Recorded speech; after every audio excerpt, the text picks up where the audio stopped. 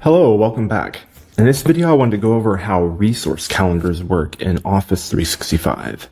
I want to demystify some of the process as to what's happening behind the scenes so that if something goes wrong or something isn't behaving as expected, you can better troubleshoot what's going on your Office 365 environment.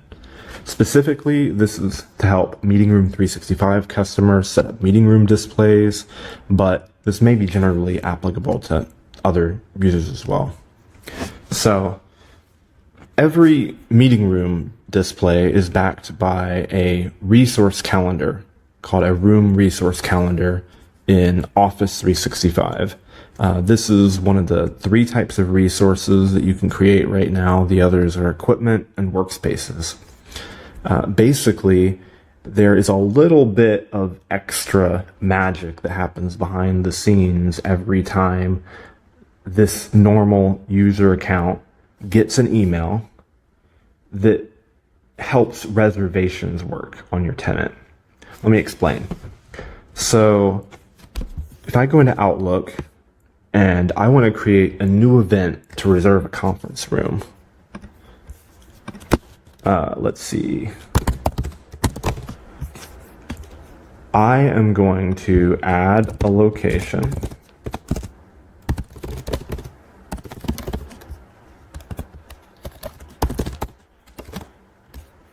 Let's say I want to add the Test 6 meeting room that I created as a resource mailbox in Office 365. It's actually just going to send an email when I create the event to the email address associated with that resource mailbox user. So putting Test 6 as the location here is almost exactly the same as adding Test 6 at meetingroom365.com as an attendee to that meeting. Just like if you worked with Jack, you might add them as a attendee to your meeting. So just like anyone else who is an attendee on your meeting, your resource calendar, which represents the meeting room, is going to receive an invite to your meeting.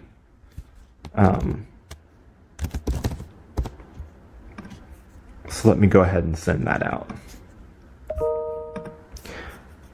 Now, what just happened is an email with a meeting invite in ICS format just arrived at the resource mailbox email.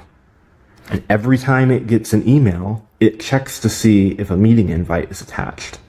If a meeting invite is attached, it checks its own calendar, checks its allow conflicts rules, and decides whether the room is occupied and you're not allowed to book it, or whether you're allowed to book the meeting. If you're allowed to book the meeting, it goes ahead and it adds that event to its own calendar. You can see that right here. I've added the Test 6 resource mailbox calendar to Outlook so that I can view it alongside mine. And it's now added a reservation to match mine. Now, any meeting room display system is going to read your resource mailbox calendar, and it's going to display meetings on the display based on the status of that resource mailbox calendar. So, since it's marked as busy, we now see the meeting right here from 3 to 3:30. 3 to 3:30, just like on the resource mailbox calendar and just like on my calendar. Now, since I'm the organizer of this event, of course, just like any other event, I can go in and cancel it. And this sends out a cancellation to all the participants, including the resource mailbox, which is the location. And after a couple of seconds, those mailbox processing rules kick in, and it's gone. It's deleted from the calendar. So, there's a couple of quirks to this. like I said, there's some magic that goes on behind the scenes, and that's all governed by the set calendar processing PowerShell directive. Calendar processing, I guess that's the Microsoft term for the magic that goes on behind the scenes. It's calendar processing. The normal set of things that it does is automate processing, auto accept. Let's see what it says down here. Here we go. Now, what is it doing? It enables the calendar attendant and the resource booking attendant on the mailbox. These are just scripts that run whenever a new email comes into the inbox. It updates the calendar and accepts the meeting based on policies set using the set calendar processing command.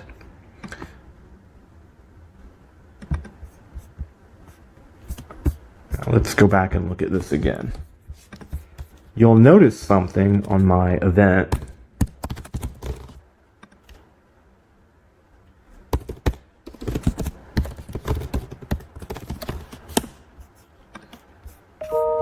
That it gets sent out and it gets added to our mailbox. Let's see. But it just says busy. It doesn't say team meeting anymore. It doesn't say team meeting on our meeting room displays anymore. It just says busy. You might be thinking, that's a little weird. Shouldn't my subject for my invite be copied to my resource calendar? The answer is, by default, no, it doesn't. That is because add organizer to subject by default is set to true. This is basically leftover from on-premise Microsoft Exchange. When this was originally designed for privacy reasons, it was thought all we need is a free busy status. Their APIs were just going to read free busy for the calendar. They weren't going to read full email subjects. Meeting room displays didn't even exist back then. This was just so that you could see room occupancy status in Outlook. So the decision was made that every time one of these emails comes in, the subject would be removed from the invite and not added to the event. That, of course, doesn't work great if you want to set up meeting room displays and you want your meeting room displays to have your meeting room subjects in the event. So for every mailbox, every resource mailbox you create for a meeting room in Office 365, you will need to run the set calendar processing command to change add organizer to subject to false. That way, your subjects will be retained. And there are a few other parameters that people sometimes configure here. Let's see. You can add a delegate. This is one of the more common things. If you add a delegate, then basically every meeting has to be approved by that delegate in Office 365. Another common thing to configure is, let's see. Another common thing to configure is, I don't see it here. Your booking window in days. So by default, users can only book meeting rooms for the next 6 months. So this is May 17th, June, July, August, September, October, November. I would only be able to book a meeting room until November by default. That may seem too long or too short for you. You can adjust the booking window in days to whatever you like. The good news is those two most commonly used settings, you can configure those in Exchange Admin. You don't have to use PowerShell to configure that. However, add organizer to subject can only be configured in PowerShell. And so that's why we created a PowerShell utility inside of our software to run that command remotely as a convenience. But Basically, you're going to need to run that on every single new meeting room resource you create in Office 365. All right, the last question.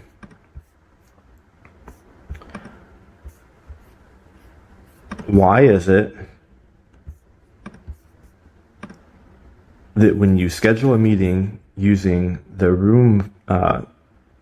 the instant reservation, custom reservation function in Meeting Room 365, that you are no longer allowed to edit the meeting, cancel the meeting, or invite participants to the meeting?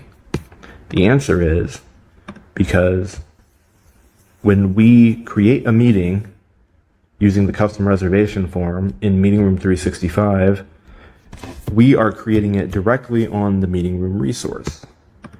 You are no longer the organizer of the meeting. It is just creating that meeting on the room mailbox with the information you provide. And so you are not able to send a cancellation out to cancel that meeting because the organizer of that meeting is now the room mailbox. So the only way to cancel or modify that meeting is as an Office 365 administrator or by logging in as the room mailbox. So you can see a little demo of what I'm talking about here. Can I delete this meeting without canceling it? I don't know if they let you do that anymore.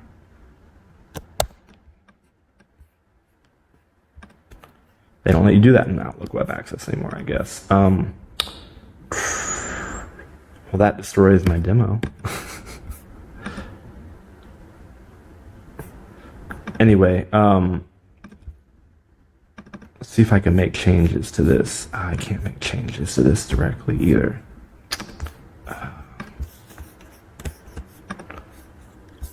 Well, anyway, imagine that I was not the organizer of this meeting, right? And here is the view for our resource mailbox.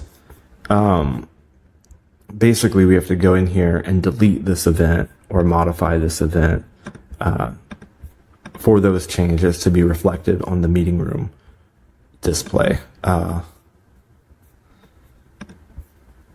If no actual user created the event. That's a very short explanation of how it works, but it should cover pretty much everything you need to know to understand how a resource mailbox works in Office 365 behind the scenes. If you have any questions, reach out, but hopefully that gives you some more detail that you can use to troubleshoot what is happening in your environment if something doesn't behave as expected.